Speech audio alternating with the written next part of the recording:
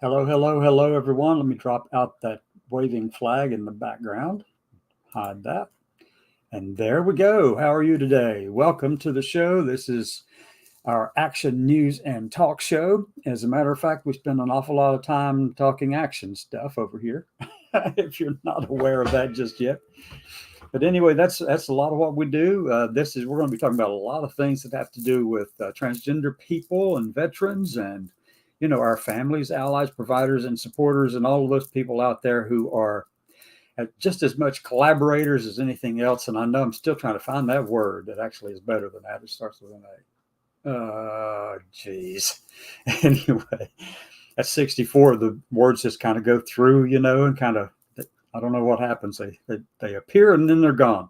You can't get them back for a while. Anyway, I'm sure some of you know what that word is I'm looking for. It's synonym for collaborator, only a little bit stronger.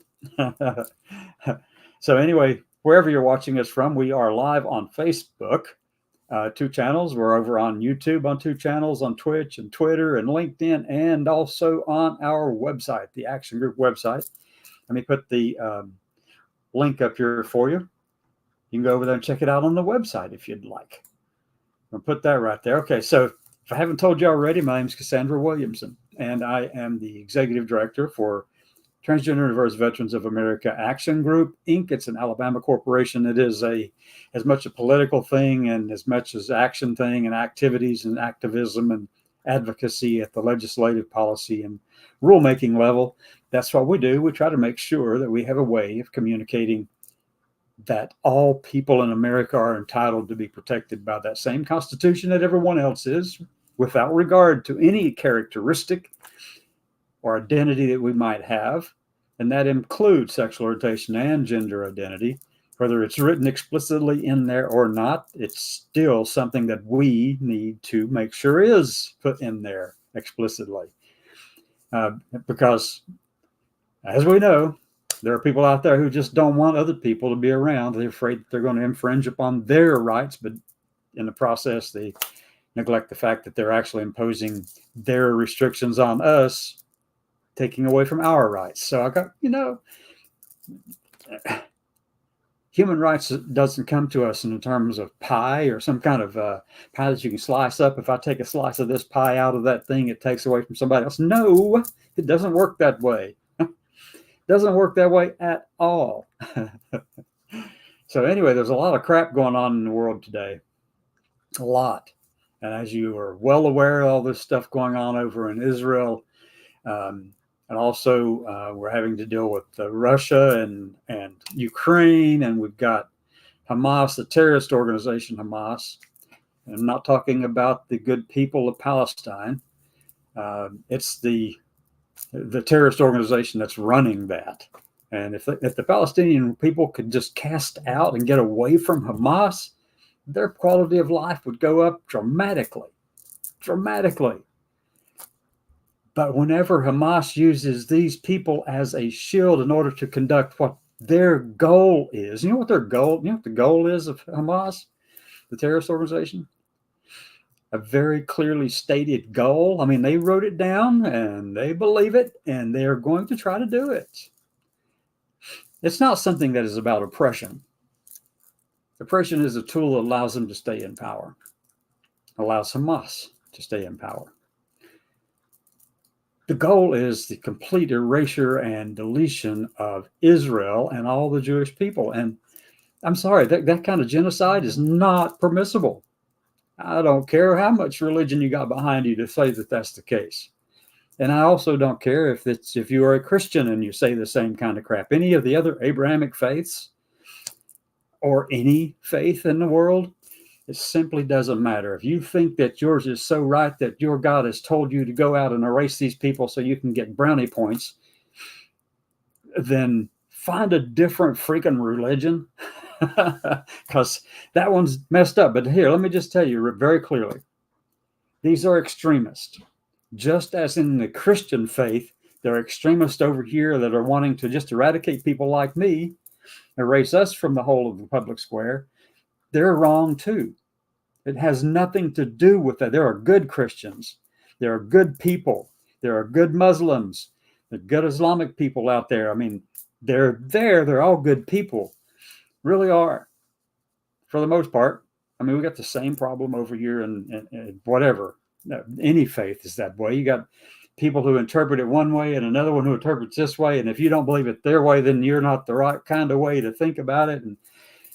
And they say, y'all going to hell? Oh my gosh. My goodness. Live and let live might be a really good way to approach the world, but it's also really Pollyannish. It's really difficult to do that because, I mean,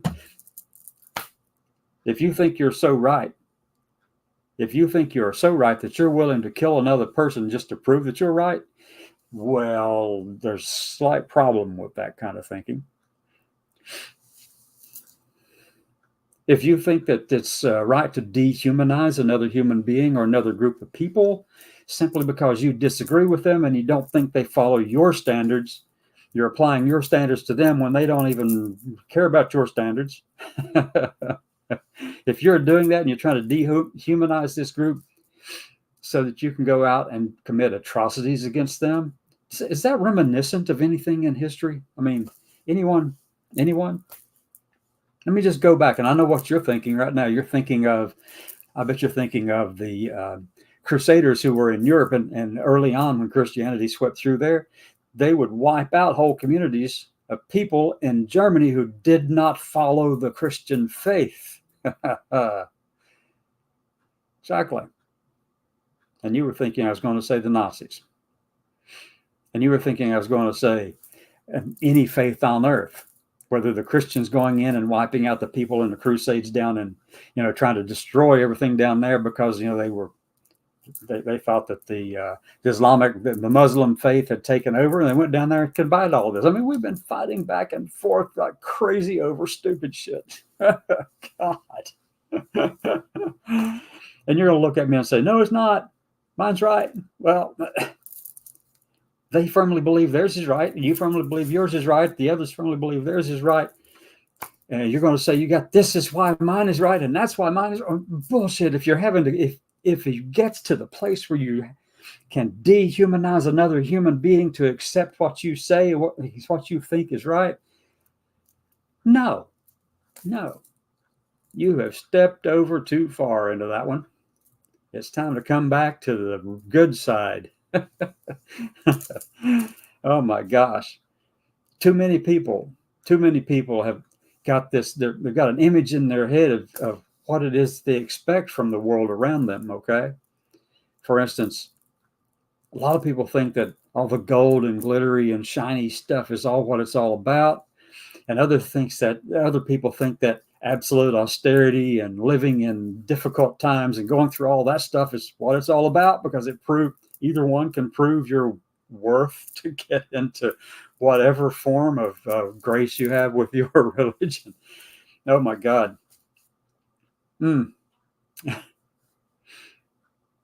Let's just get to the place where we can actually let people live and leave them alone. Let them alone. You don't have to go wipe out somebody to prove anything to any ideology that you might have, whether that ideology is religious or political or whatever. If you're at that place, you need to reassess what you're doing, really seriously. Reassess it.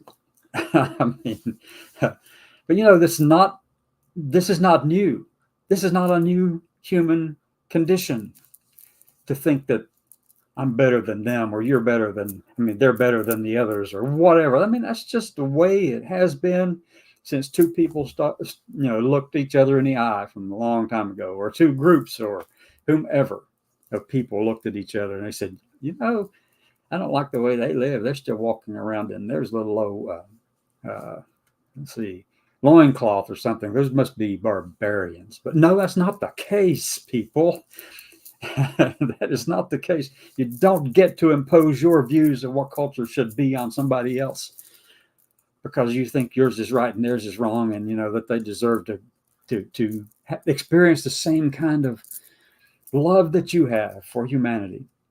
As soon as though it's peace instilled kind of thing going on, and you're saying, yeah, it's all about love, it's all about peace, but then you go out there and you go, but them, they're a threat. And if I get rid of them, God will be happy. No. How can I say this to you? No, no, no, no, no, no, no, no, no, no, not ever. Doesn't work like that. Well, it works like that, but it shouldn't work like that. Let's figure out another way, because that one is not doing the trick. But, thinking about all this stuff, here you've got the terrorist group Hamas trying, their charter says that that's what they want to do, is erase and destroy Israel and remove Jewish people from across the world. There's never been about oppression with them. Oppression is just something that they have experienced here in this realm, and it counts as credit in the grand scheme of their views, their extremism views, their extreme understanding of Islam. That's what it is. That's an extreme understanding. They've interpreted it this way, and they convinced a lot of people to think that way, and they've done that for generations. And you're not going to stomp that kind of thinking out just like that. Not going away. You're not going to be able to take some plan like the Abrahamic Accords and think that the moment something props up, like, I don't know, Hamas, the terrorist organization Hamas, attacking and killing 1,300 Israelis and Americans. There's some Americans in that group as well, and other nationalities too. Okay. No, the moment Hamas did that, all that stuff you think you had accomplished with the Abrahamic Accords and all that kind of stuff, it just went out the window. It just went out the window, because it was never about all of that. It was always about, on the extreme side of, we've got to get rid of Israel. They're occupying our land. But, occupation of that land is not the issue either, because if you go back a little bit, somebody else occupied it. If you go back a little further than that, somebody else occupied it. At what point do you consider that you had the land and nobody else had it before you? And how do you logically or even rationally conceive of that kind of idea? Because, don't you think that, the land that I'm living on right here in Alabama, it was at one time controlled and lived upon by indigenous people from here in this continent. Yeah, same thing. Absolutely the same kind of stuff. I get it. I do understand that. And I understand mostly, I hope I do anyway, the conflicting ideas that arise as a result of that. They were here before us, and there were others before them, a different tribe before them, all of that. That's the way it has worked. I don't know, since we figured out this idea that we probably have to own the land. Yeah. Whenever we started doing that, that's when we started running into trouble, right? But anyway, no, I'm not going down that road with you on that one. That's a thing that is just the way it is. Okay. So whenever you get to the place that you want to erase people, guess what you're doing? You're guiding your people. You're guiding those of your people who are acolytes. You're guiding them over to think like you. You are. and you're making it easier for them to ostracize and eventually harm or even kick out those who don't agree with you. It's a psychological thing. It's a trap, basically. It's a trap. It is a trap.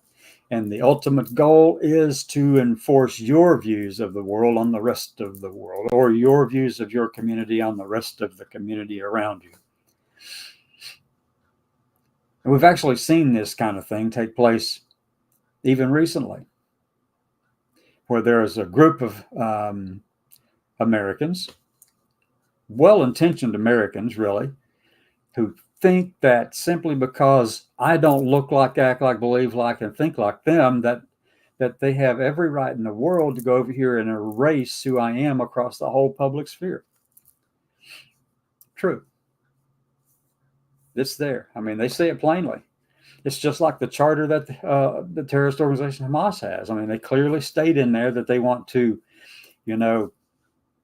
destroy Israel and wipe out all the Jewish people because, it gives them brownie points with God. This American organization, consisting of American people who are decent people, they have fallen prey to that same kind of ideological trap that if you're not like them and you don't think like them, believe like them, have the same ideological perspective as them, then you aren't American enough, or you aren't worthy of protection of the Constitution, and we're going to go across and make sure that when and if we get a chance to do it, we're going to remove every reference to you there ever was. The charter of Hamas is the same shit. And if you think that I'm equating you with a terrorist group, well, if the shoe fits. Now, look, I want to make it clear, just like I'm trying to make it clear with Hamas. They're in Palestine and the Gaza Strip, okay? They do consist of Palestinians. They're an extreme organization within that group. They're Palestinians and Islamists and stuff like that. They're there. They absolutely are. However, the vast bulk of Palestinians disagree with what's going on with Hamas. But you couldn't prove that by looking around the world, because some of these other Islamic nations out there, they got people in the streets trying to make sure that Hamas is not seen as a terrorist group that it really is. They're standing in the streets now saying, we got to stand against Israel. We got to stand against Israel. Those states, you need to be taking control of this a little bit better, okay? Because, you may have freedom of expression, which I don't think you do. But you need to have, better control of that, because is that really what you want the world to see from your borders? Is that you've got some extremists there? And do they really represent your entire country? Does the Islamic Revolutionary Guard in Iran represent the entire country? No, we know that they don't, but they have the power. They've got the money. They have the ability to erase and delete any reference to anybody that they don't agree with, which is what the Islamic terrorists, Hamas and Hezbollah and all those others want to do too. They want to remove from all of history every reference to the Jewish people and the Israeli state. That's what they wanted to do. And this is not something recent. Don't even dare go there and tell me it's about oppression. They want to just make sure their people are living well. No, that's not it at all. They want to remove Israel and the Jewish people. Terrorist groups do. Well, over here in America, there are groups who are using that same playbook, who fit right into it, clearly fit into it. They're consist of some good people. I know there are good people in there. I really do. And they're Americans on top of that. But they think that their view of the world, their view of America, is the only true and right way. And they couldn't be further from the truth. You can't go around and try to force your views on somebody else because you disagree with them. You can disagree with them as long as you don't try to impose your views on them. Now you're going to come back and tell me that, this transgender ideology, you're trying to push it on all of us, and we don't want it. No, I'm not an ideology. I've been around transgender people in various names and forms or others, whatever, been around for thousands and thousands and thousands of years. We've been in every culture, every religion, every ideological description you can come up with, you'll find us there too. As a matter of fact, within our community in the United States, you will find conservatives and Republicans who are trans. You will find liberals and Democrats who are trans. You will find independents who are trans. You will find communists in America. You will find socialists in America. You find fascists in America, and they're willing to identify themselves as such, and they cling to those labels. That's America has that ability to, or should, to be able to hear an idea, but not necessarily apply it directly to everybody, right? We can hear you out. We should be able to, but some are wanting to do exactly what Hamas wants to do, which is erase and delete and excise from the whole of the public square all public knowledge, all public references to anyone who has a different sexual orientation than them, anyone who has a different gender identity than them, anyone who has, I don't know, who talks about diversity and equity and inclusion or intersectionality or any of those topics, including bodily autonomy, all of that, including abortion.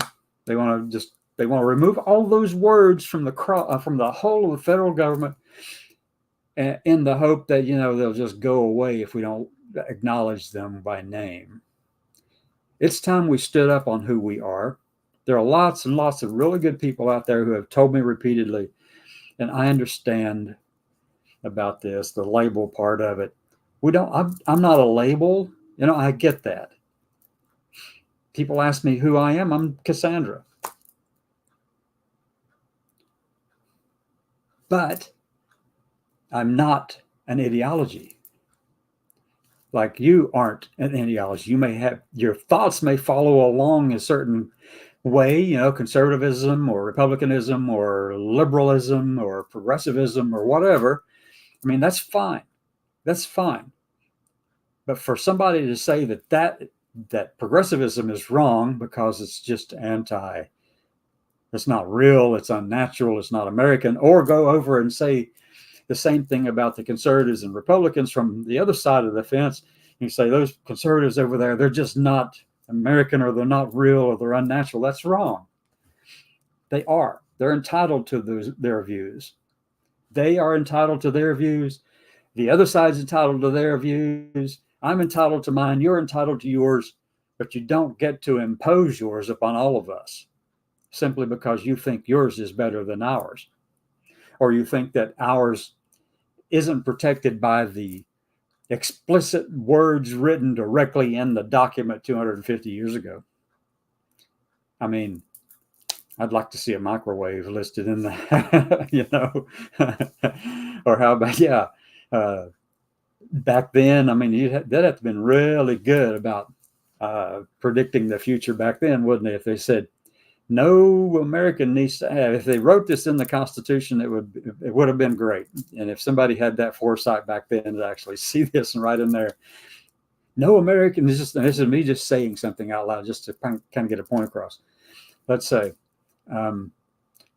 written in 1786 and amendments added in 1791, the 10 amendments.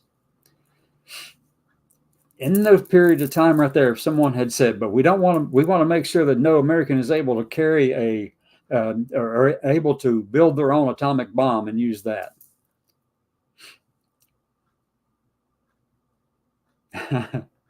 Or Bradley tank, or intercontinental ballistic missile. That no American is entitled to have one of those, in their house, ready to use if they ever feel like the government is infringing upon their rights. I mean, really? So they had to make the thing flexible enough to adapt so that people of the current generation is able to take it and use it in ways that they wouldn't even have thought of back then. but they had no clue even existed. They had no way. In their wildest dreams, they could not see what we have here today. They had no way of seeing that I would be talking to you through this thing called a camera and looking at myself on this monitor that's about that thin. They had no way of knowing all those things. And for somebody to say we're an absolutist on the Constitution or the Declaration of Independence, stuff like that, well, you need to actually read some of the people who wrote that. All right. I would suggest strongly you start out with Jefferson. Thomas Jefferson, an agrarian, definitely, meaning, he was a farmer, plantation owner down in Virginia, and that kind of stuff. And his thinking and his ideology was focused around that smaller type community. It wasn't metropolitan per se. And he was protecting those interests, but he didn't have the guts to tell you what he really thought. I mean, he's a very smart man, polymath, very smart man, very smart. He and Hamilton were two of the smartest people in the foundation period of the United States. Those two were in the same kind of organizations like the American Philosophical Association, American Academy of Sciences, or something, whatever that was then. They were in them.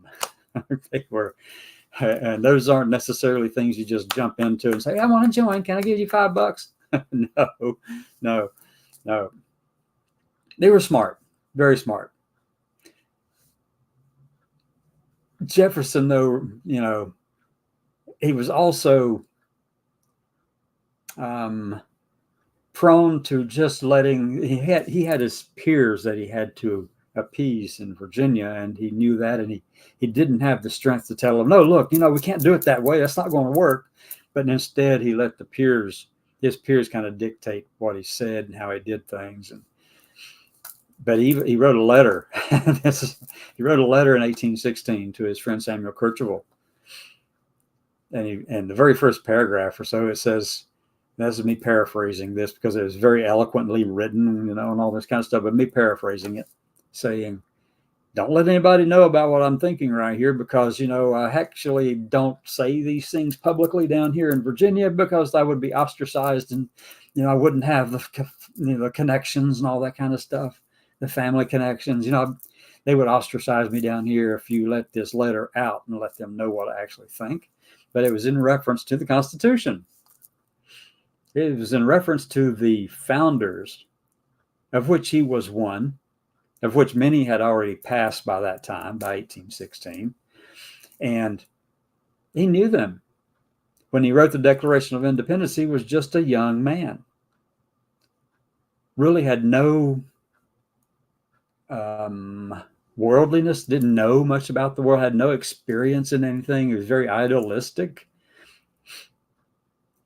And he knew that later in life. He realized that later in life. I mean, it's good stuff that he wrote. Absolutely. But yet, 1816, I think it was July 12th or somewhere around there, he wrote this letter to Samuel Kercheval. And in the letter, he said, look, I knew the people back then. I knew the founders, the writers of all this stuff. They were good people. They would strongly object to you putting them up on some kind of pedestal and holding them above everyone else as if they were better than or more moral than anyone else around. He says, no, they would not have wanted that. And they knew better than that. Okay. They knew they were human and equally capable of making mistakes as anyone else, and had made plenty of mistakes. So did Jefferson. So did Hamilton. So did all of them. Washington had made mistakes. And he sure as hell didn't go out there and chop down a cherry tree. That's propaganda. That story, if you're repeating it in your classes, in your history stuff, you need to take it out because that never happened.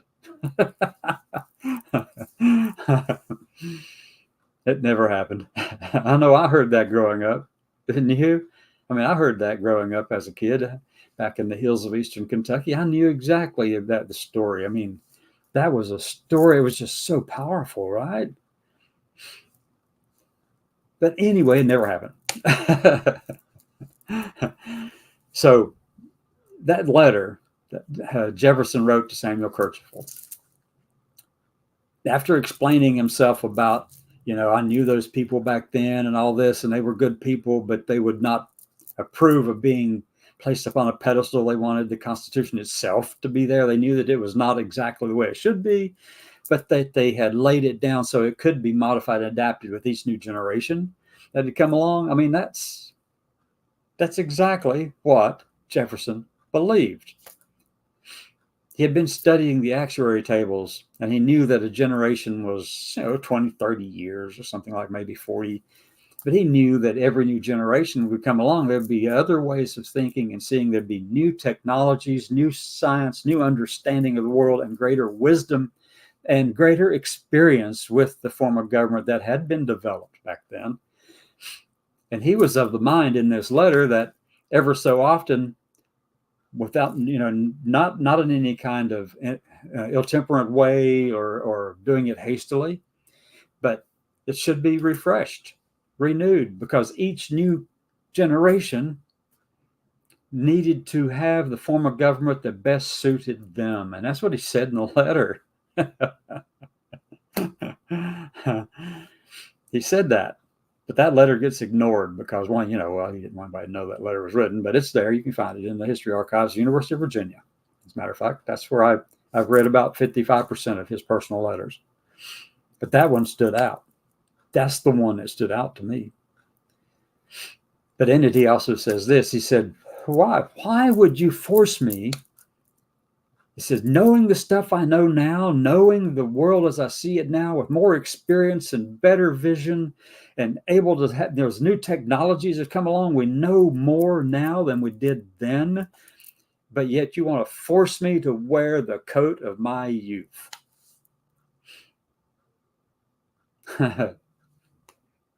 Jefferson, 1816, I think July the 12th, to his friend Samuel Kercheval. Those are the words he used, kind of, right around there. Why would you force me to wear the coat of my youth when I know better now? I have more experience now. I've got a little more wisdom now. Why would you do that? And, and a matter of fact, he said in that letter that the institutions that we developed ought to be changed along with it because we now know differently. He was a man who could change. For instance, I think it was 1792 when Hamilton wrote the letters of manufacture that were part of the thing that Washington had asked them to do, But anyway, Hamilton had written a couple of letters. One was on banking and one was on manufacturing. And Jefferson was opposed to both. He didn't, and this was the early Jefferson. I mean, like the 1790s to 1802, 3, 4, 5, somewhere in that period of time. He held that, one, he didn't want manufacturing to come here to the United States. He wanted it to stay in Europe because he was afraid of it. Why? He was afraid they would bring all of those low-class people from Europe with the manufacturing class and the city class, and they'd all go into the centers of the metropolitan areas. And he was afraid of that because there would be more of them who could vote than those were in the South, and I mean, he just didn't want anything to do with that. I mean, that would, he felt that it would wipe out the agrarian nature of his state down in Virginia, But that was how he thought then, in the 1790s and early 1800s. But then he finally saw the light. After he became president, he changed his tune on the on manufacturing. He realized, oh wait, this is actually helping us. We actually need this. So we had to figure a way to kind of appease these differing views and stuff like that. And he was, he finally saw the light, reluctantly. With the banking, he was always opposed to the federal banking system, but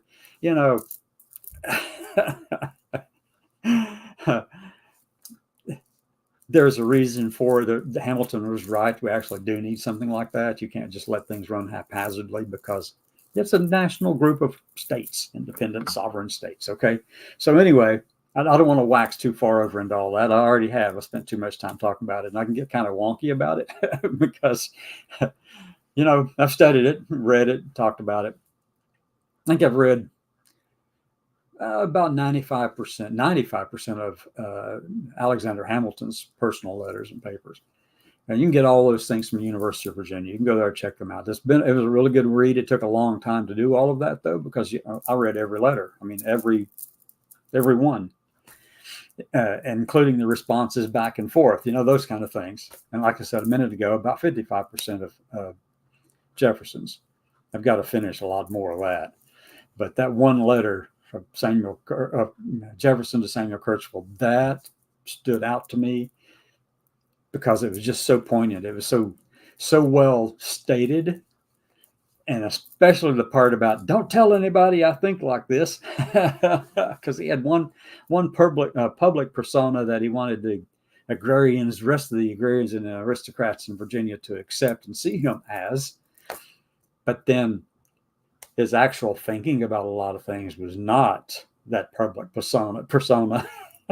He spent a lot of time talking to people about that and building up this public image of himself. So much so, and I'll tell you this too, I read some of Martha Washington's papers, and she didn't speak to Thomas Jefferson for 10 years. 10 years she wouldn't speak to Thomas Jefferson. And she said in her letters as to why. She thought of him as a hypocrite. Now, you can't imagine why she would think of him as a hypocrite, because she was in Virginia too, right? Mary Curtis Washington, she was in Virginia, Westmoreland County, or wherever they were actually living at the time. I think it was near there, the Lees and the Washingtons and all that. But anyway, so she didn't talk to him. She thought he was a hypocrite. Why? Because she knew that his public persona was different than how he actually thought, but he would never say it out loud. He didn't have the guts to tell people this is how he really thought. That's totally different. I mean, that's understandable, right? I mean, if you say one thing and do something else, right? So we can actually get back now to the Heritage Foundation and what was just recently published by them in 2023, their mandate for leadership, published this year. They've been working on it since last year, since April of last year. They poured $22 million into making sure this thing gets developed and kicked out there and made available to everyone. And they're telling you exactly what they want to do, how they're going to go about doing it, and why. So let me just jump over to that document really quickly. And let me see if I can pull it up here, share screen, going up here to window, mandate for leadership. Da-da-da-da. Let me make sure this is large enough for all of you to see. And this is the mandate for leadership, also known as Project 2025. It's the conservative promise, presidential transition project. And let me give the proper credits. This is from the Heritage Foundation, copyright 2023, in DC, Washington, DC. There's a phone number, website, and all that kind of stuff. Covered all of that. Got it? Here we go. Now, I'm going to skip down through a lot of stuff because I've been talking about this a lot lately. But they have a list of 70 organizations. I think there's now 75. But then you can, if your conservative organization agrees with this document, you can go in there and sign on with them in support of Project 2025 and its objectives and its goals. There's a bunch. I mean, at least 75 now, 75 organizations and hundreds of people. I think at last count, 400 people had contributed to this Project 2025. I'm scrolling pretty quickly through. You'll recognize a lot of the names and stuff as you see them if you've been engaged in this. But this is a real and present danger for us.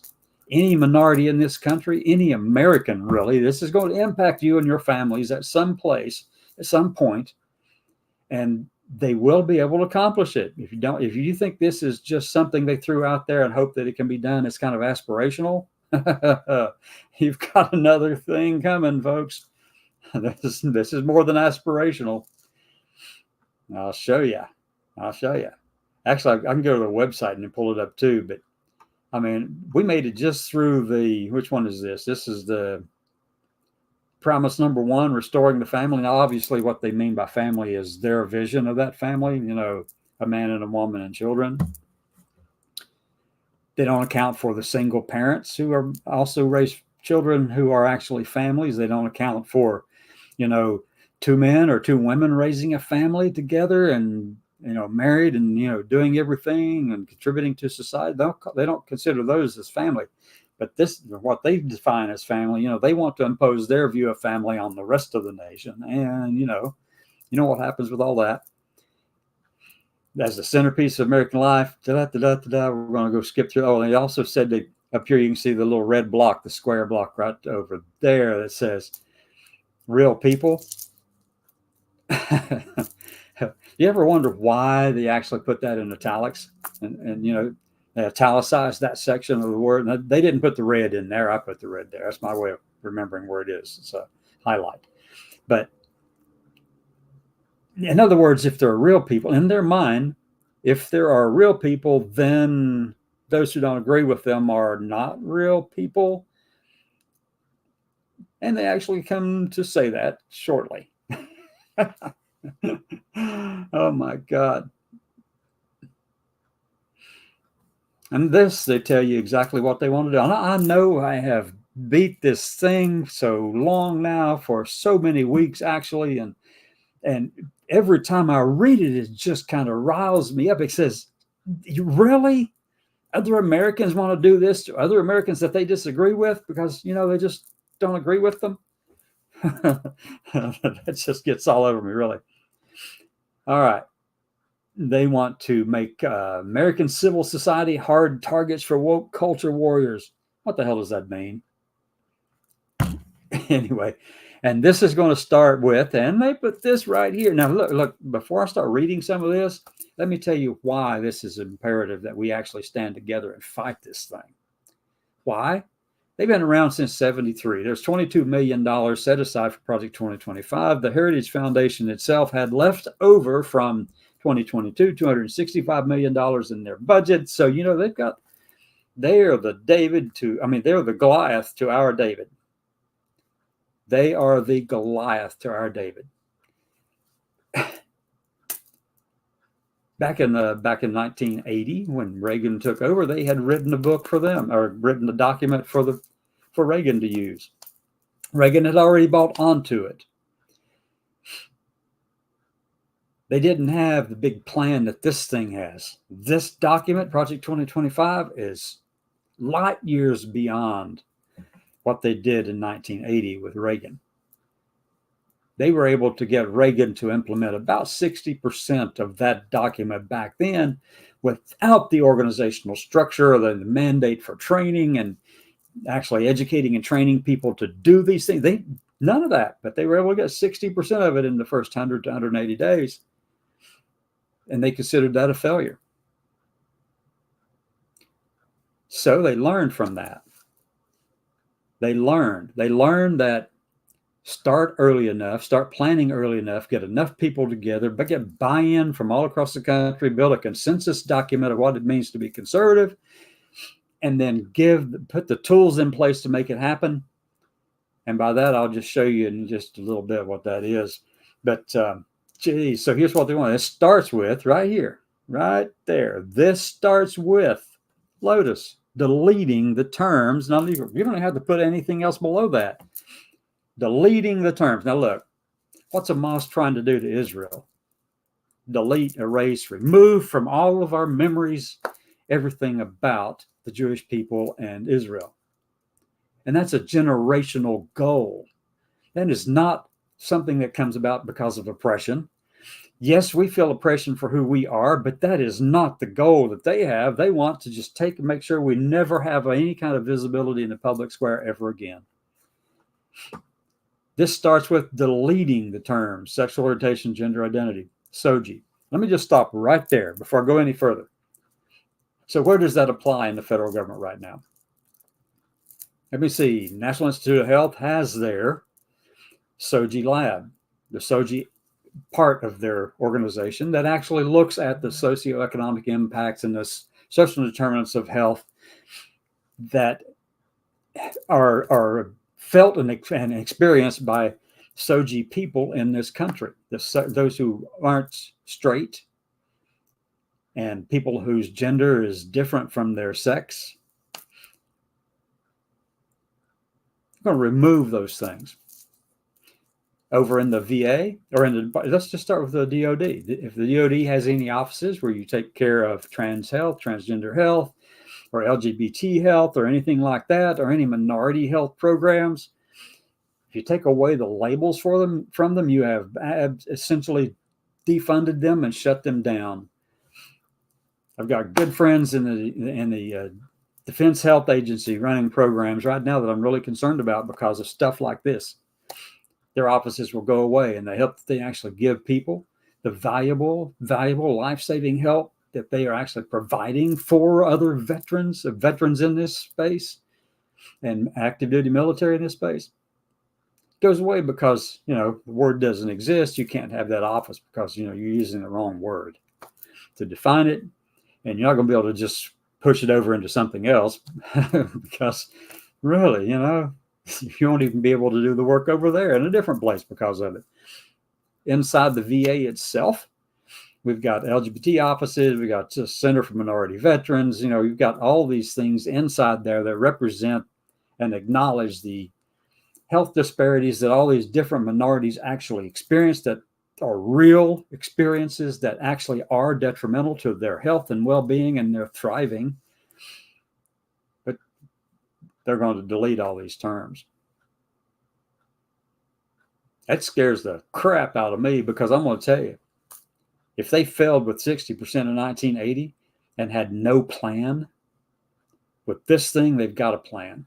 With this thing, if they get their foot in there, geez, my goodness. Okay, so that's the first set of words. So then DE&I, diversity, equity, inclusion, that's the next one down through here. And anything to do with gender, because they have conflated gender and sex, for one thing, even though we have known for 50 years that those two are not the same. Now, 50 is an approximation. I'm not sure the exact number, but it is several decades.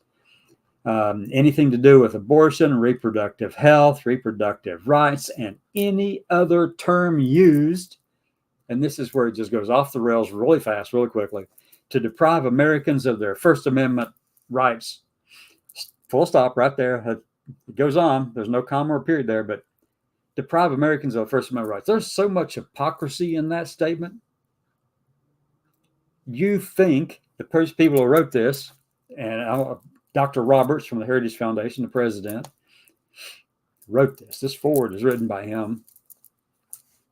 You seem to think, or they seem to think, that anyone up here in these other categories, if you're pushing for reproductive rights, if you're pushing for gender equity or gender equality, or you're pushing for, acknowledgement that you exist, if your sexual orientation is different than the mainstream out there or whatever, or your idea of a family is different or whatever, it doesn't match up with Heritage Foundation and all those kind of things, they think that you aren't protected by the First Amendment. That's what that is saying.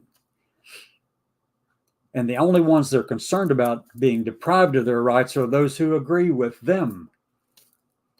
Everyone else, to hell with you. Your First Amendment rights don't matter, but ours do.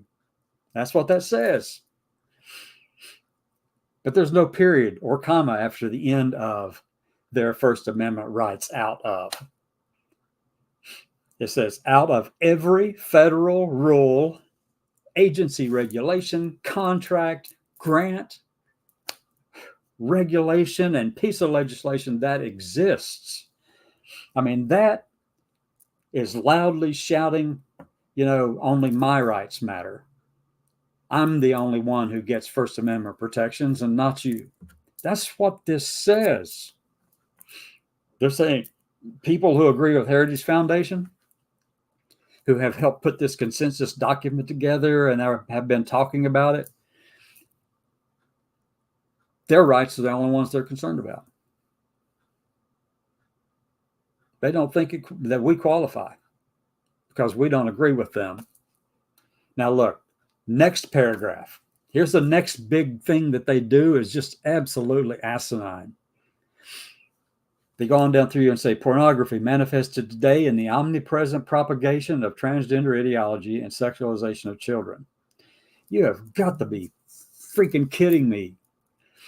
what on earth are you trying to, I mean, I know what you're trying to do.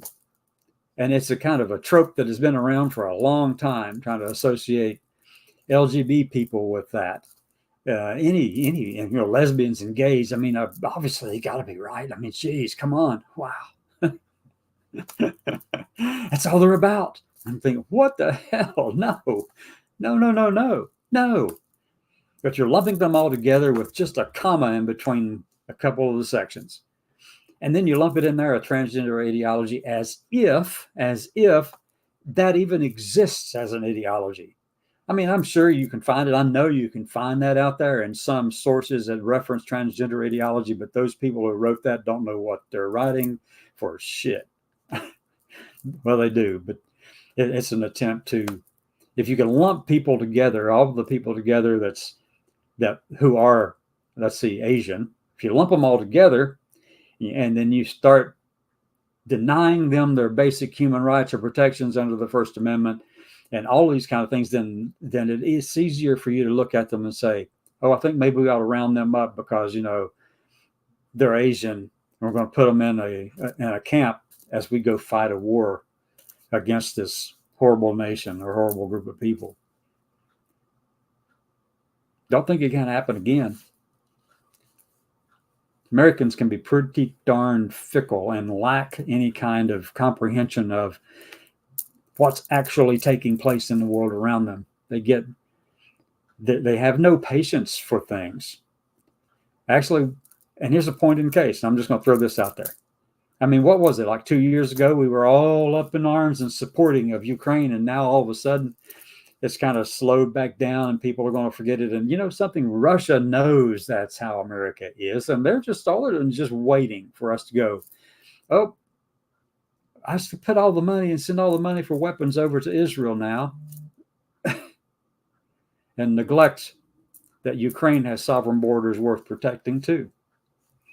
That it has people that it wants to protect from the aggressor state called Russia. That's what I mean. That's what I mean right there. Because we get bored. We get bored with continuing and sticking to our word for too long. I mean, gosh almighty, that's what happened in Vietnam. That's what happened in Korea. I mean, it just happened everywhere and everything. In Afghanistan, the nation just gets bored. The people just get bored and they just suddenly decide, well, we're no longer going to live up to our word about helping out these people.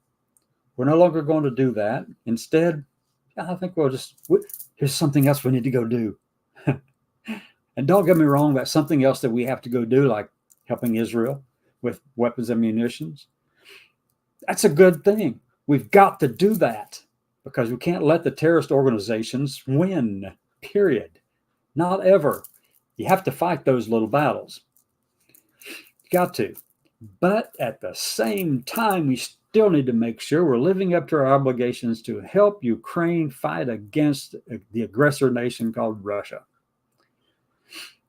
And the tempo is increasing, by the way, around the world. You can see this. If you look around the world, and you got a lot of people who have stuck their heads in the sand and kind of try to ignore stuff. But I'm going to tell you that the temperature is rising.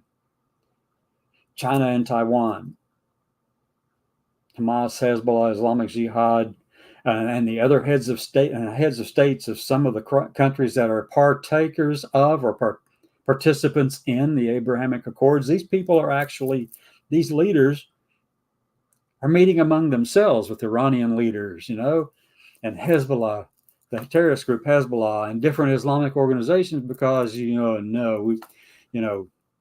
have to support the idea, they've got to, that's what they're saying, support the idea of erasing Israel and Jewish people. I mean, that's ingrained in some of the extremist views and terrorist organizations.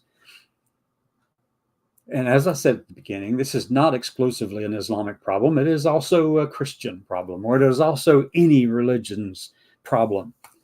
Because you're going to have the extremists who just think they're the only ones worth saving in the world. And that if we do enough bad stuff, we'll get brownie points with our God. Jeez. Oh my gosh. So the Heritage Foundation. Yeah. Now look, next thing down through here, next thing in this thing you're talking about. Let me just finish that sentence. Talking about transgender ideology is not a political Gordian knot inextricably binding up desperate claims about free speech, property rights, sexual liberation, and child welfare. It has no claim to First Amendment protection. Its purveyor, I'm going to read the yellow section now. Its purveyors are child predators and misogynistic exploiters of women.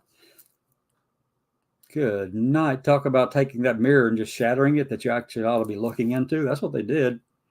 Because everything I see from them is that. But I'm going to tell you now, don't get me wrong. These are upstanding American people, American citizens.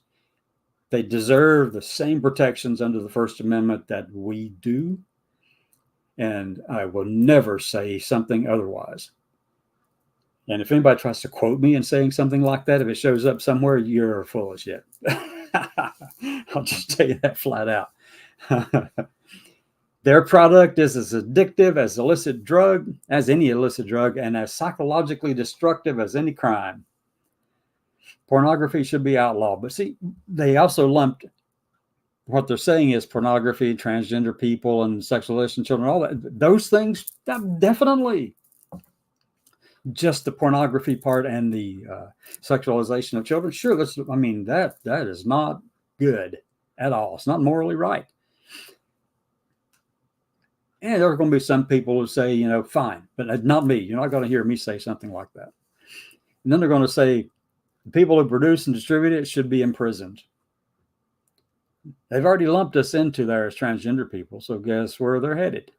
If they can dehumanize us enough, then that's what they want to do. Educators and public librarians who purvey it should be classed as registered sex offenders. They are mad about this. They've got a lot of passion and intensity tied up in these things right here against their fellow Americans, only because we're transgender or LGBT or, African American, indigenous. They've got a lot of animosity towards anyone not like them. And they go on to say, and telecommunications and technology firms that facilitate this spread should be shuttered.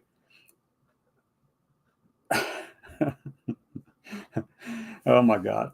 Anyway, they go on down through here, and I haven't even made it down to what I did yet the other day, but this, oh my gosh, this the noxious tenets of critical race theory and gender ideology should be excised from curricula in every public school in the country. These theories poison our children, who are being taught on the one hand to affirm the color of their skin fundamentally determines their identity and even their moral status, while on the other they are taught to deny the very creatureliness that inheres in being human and consistent, accepting the givenness of our nature as men and women.